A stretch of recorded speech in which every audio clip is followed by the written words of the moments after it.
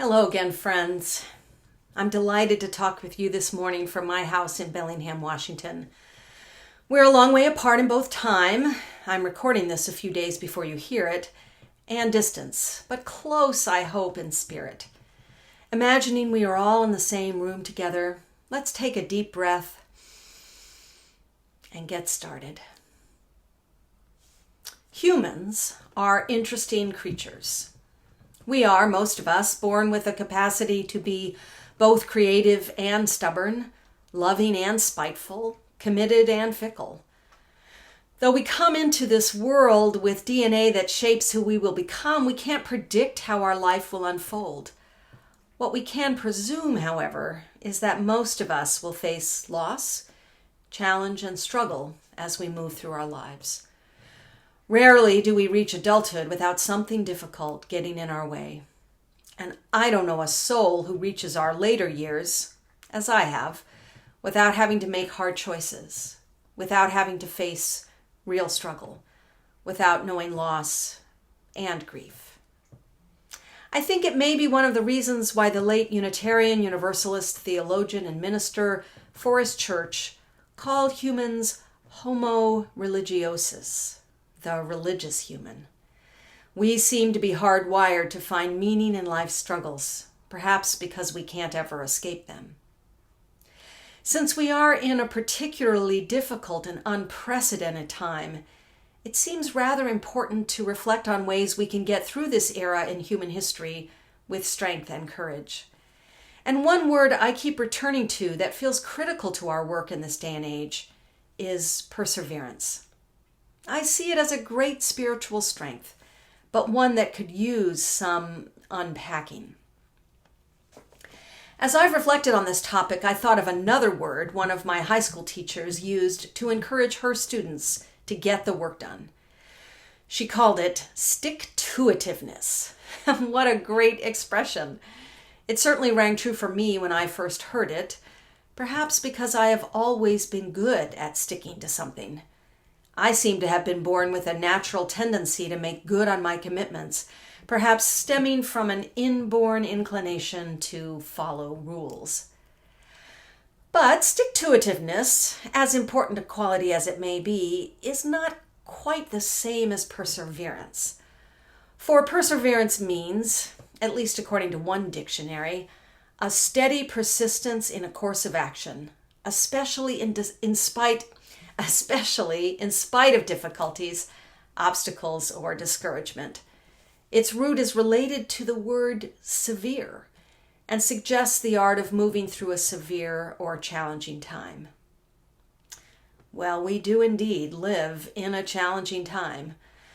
A pandemic might seem enough, but we're also wrestling with systemic racism, anger and protests, and corruption in government. And that was just last week. Challenges are everywhere, both personal and political. How do we find the spiritual strength to persevere in spite of all that stands in our way? I've thought about this a lot. Certainly many of us need to find ways to make it through the hard times that are here for most of us. Your hard times may be powerfully personal, like struggling because of job loss, dealing with aging parents and not being able to see them because of the pandemic, finding a way out of a difficult relationship, or discovering the strength to face ill health in you or in someone you love. Or you may be worrying more about global issues, such as figuring out how to respond to this pandemic and systemic racism, and of course, to climate change. The pandemic didn't chase that away. Whether close to home or global and intimidating, there's no question that hard times are here, and we have to persevere in the face of them. But how in the world do we do that? One source I've turned to is the author and teacher Margaret J. Wheatley. She's been profiled in Yes Magazine, written a number of books, and co-founded the Berkana Institute. She also published a little book whose topic, perseverance, is the same as mine for this service. In it, she seeks to help people like us, who are facing challenges, but who really want to make a difference in the world, to find the spiritual strength to carry on. And she begins the book with an interesting piece given to her by a Hopi elder in 2009. And though Wheatley wrote it in poetic form, it carries the primary message of those elders. She writes, "To my fellow swimmers, here is a river flowing now very fast. It is so great and swift that there are those who will be afraid, who will try to hold on to the shore. They are being torn apart and will suffer greatly. Know that the river has its destination. The elders say we must let go of the shore, push off into the middle of the river, and keep our heads above water." That's a very different way of looking at perseverance, isn't it? The elders are saying not to hold on to what we already have, but to let go of the shore, push off into the middle of the river, and keep our heads above water. I think people often misinterpret perseverance as only meaning to hang on for dear life. And of course, there are times when this might be the best way to persevere. Any of us who have been married a long time know that there are moments when we simply have to hold on to our partner because we made a commitment to do so. That means that even in the midst of the inevitable struggles and challenges of long-term relationships, we hang on in order to work things through and come out on the other side with a deeper and stronger commitment. But sometimes the act of persevering invites us to make changes and to let go of old patterns.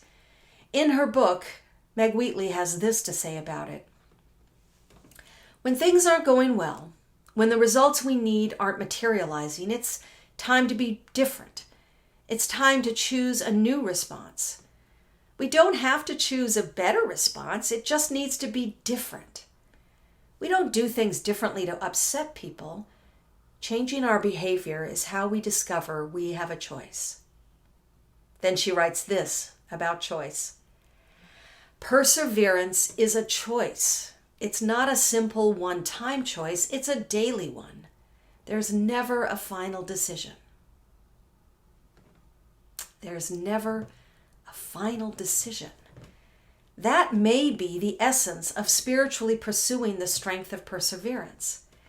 It's a willingness to keep trying, to keep swimming, as it were, even though we may change directions along the way. How does this translate into real life? Well, let's return to the story of Joseph Shabalala that I shared with you in another video. Ending apartheid is a wonderful example of this kind of perseverance. You may recall, if you're old enough, that apartheid was the law in South Africa for a very long time, and the resistance to it was kept shut down, except in small pockets here and there. But something changed when both within and outside South Africa, people began to imagine new ways of resisting. Here in America, and in other countries as well, the divestment movement got people doing something very different with their money. And money always gets people's notice. By encouraging universities and corporations to stop investing in South African firms. In South Africa, resistance came from within the Black community as they used music, among other things, to protest in quiet but real ways. But most South African white leaders still resisted, not believing that the divestment program or the Black resistance would last. And here's where our story gets interesting. American songwriter Paul Simon, in defiance of what was in reality a boycott of South Africa, chose to go into the country, against the advice of many white liberals in the U.S., to make music with the Black musicians who were the victims, survivors, and resistors of apartheid. For Joseph Shabalala and Ladysmith Black Mambazo to work with Simon was powerfully risky. And it's true that many members of his family were killed in the apartheid struggle, and he was almost unable to return to his country after he had to flee. But because he and others were willing to try a different way of persevering, working with folks who also broke the rules, the change they were working for actually happened. Though things are not perfect by any means in South Africa, apartheid ended, not in small part due to the efforts of those who didn't simply stay the course, but rather kept their heads above water, swimming toward their goal, finding a new direction when it was needed, and staying the course when it was not. This seems like a powerful role model for our times, doesn't it? We've seen a lot of digging in of heels on the part of so many in respect to the big issues of our day, from the pandemic to climate change to systemic racism. For years, people have thought if we just keep on doing the same old things, the world would change. But we know now that just isn't true.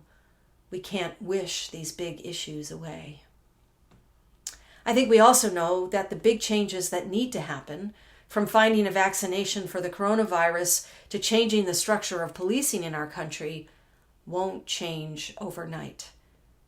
It will take patience, certainly, but more, it will take perseverance. We have to not just hang in there, as important as that is. We also have to allow ourselves to let go of the shore and swim in the deep end with others who may know better than we do how to swim in these particular seas. There is so much that needs our commitment and love and energy. There are so many really big challenges facing us today. It will take a lot of work to make a difference. It will take a lot of people and a lot of patience. And it will take a willingness to persevere, even when giving up might seem much easier. I am inspired in this work by the African Americans who have done so much for so many generations in the face of so much hatred and systemic racism. The death of John Lewis last month brought this issue to the forefront for me. Oh, talk about perseverance. For years and years, up until his death, Lewis spoke truth to power, marched and cajoled, challenged and loved people into doing the right thing, all the while being vilified and quite literally beaten for his commitment to justice. We have so much to learn from people like him who have gone before, and from others who are swimming in these deepening waters today. Their work mirror the wise words of Margaret Wheatley, who challenges people like us to stay in the river, to swim at times and tread water at others. She knows that perseverance requires us to do the best we can and to help others as well. Listen to her wisdom once again. It can take many years to discover clarity, how to withstand life's challenges, how to stay in the river. Instead of struggling or avoiding difficulties, we become people who know they can hold their ground, even as the currents intensify and threaten to drag us under. We learn to sink our feet into the mud ever more deeply, because we know that more challenges are coming. Once we've experienced life in all its dimensions, good, bad, hard, easy, life doesn't seem so challenging. Every situation is what it is, sometimes lovely, sometimes difficult. Every situation is workable. We're fully in the river, and we're learning how to keep our heads above water. The spiritual strength of perseverance places in us the ability to live fully through all that life brings us. It's not hanging on for dear life, sticking to familiar ways and avoiding change. Rather, to persevere is to trust that we have the capacity to do the work of building a better world. We are capable of swimming in the deep end, particularly if we do so with others who may be more familiar with the currents than we are. Each of us will find the small and large way we can impact the world around us. We can learn from people like John Lewis, even as we follow our own path toward making a difference. Perhaps you're parenting or have parented kids who grow up loving themselves and others. Perhaps you're living lightly on the planet. Perhaps you're making art or music. Perhaps you're designing buildings or software. Perhaps today you may just be doing the simple act of staying home and listening more than talking, something we know can make a world of difference. Friends, we will get through this. Perseverance is possible.